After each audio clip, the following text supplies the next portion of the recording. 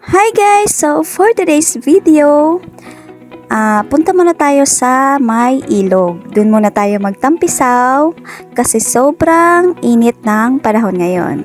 So ayan guys, papunta na kami niyan. Yan po yung daanan papunta doon.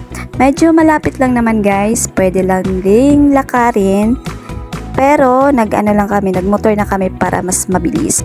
Hindi naman mahirap yung daanan dito guys kasi as you can see, sementado naman siya at saka marami po kayong bahay na makikita dito papunta doon sa ilog. At ayan, malapit na po tayo guys, kaunti na lang, malapit lang talaga to sa amin.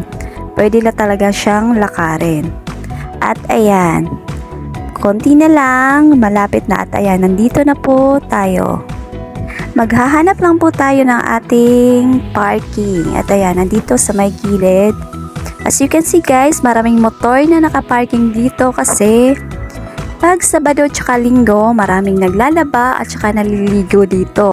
Free lang po ito sa lahat, kahit sino po pwedeng pumunta dito. At ayan guys, as you can see, maraming sinampay kasi marami pong naglalaba talaga dito pag Sabado tsaka Linggo. At ayan guys, nakikita nyo yung mga bata, enjoy na enjoy silang naliligo. Timing itong pagpunta namin ngayon guys kasi naka-open itong mini falls. Minsan kasi sinasarado nila to, siguro ngayon malakas yung tubig kaya inopen nila.